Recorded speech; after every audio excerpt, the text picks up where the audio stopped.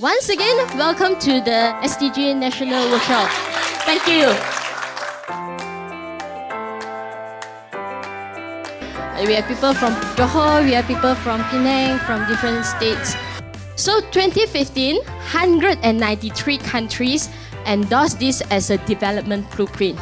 By that time, it's about 30 plus of the NGOs coming together and together with a UN Compact and start working on localizing SDG. So I think a lot of time is like we need to identify the problems and think of how to overcome it.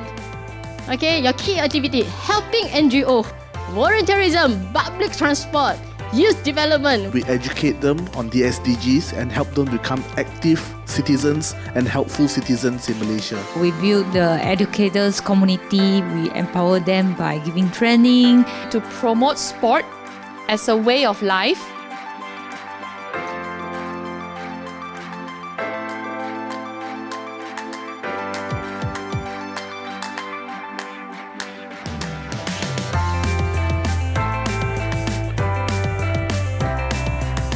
So now you should list down and then pick one. You have to discuss among yourself and also to discuss who you can partnership.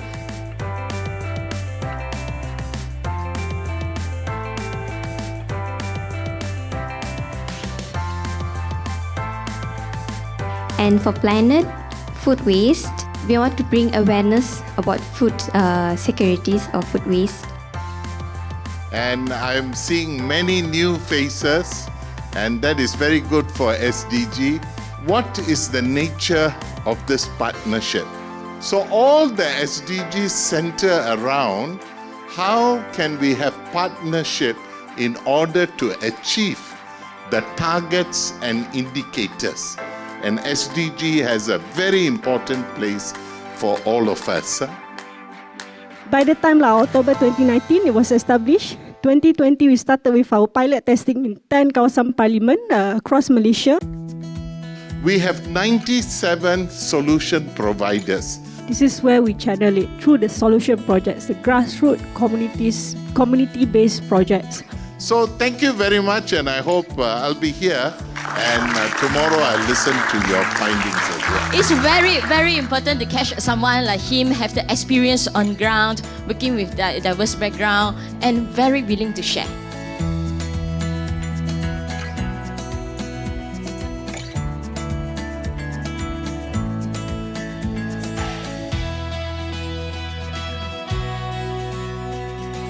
We have our own crowdfunding platform.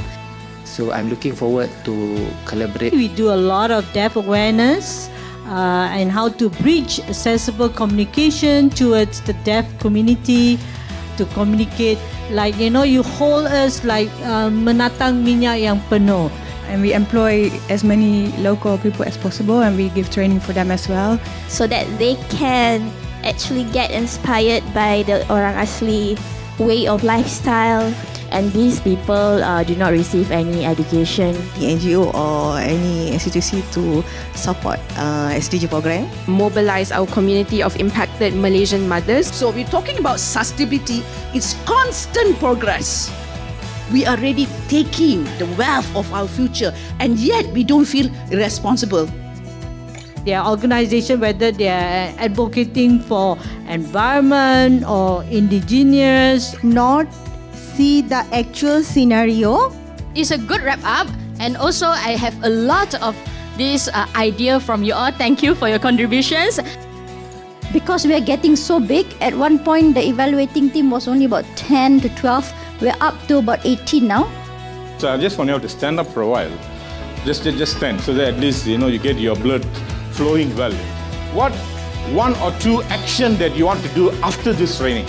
This is a continuous engagement. So you all need to do one thing that you want to do or two things that you want to do after this training. Let's go lepak at Mama. Okay, Mr. Darshan called me for hiking. I think it's great. It's good to have opportunities like this where we can gather together so that we can facilitate such discussions and bringing people from cross-sectional backgrounds together. So these are the challenges for us to continue as SDG agents, to be a change in our own lives, and hopefully there are more of us who will stand up for SDG. Boleh ke? Boleh ke? SDG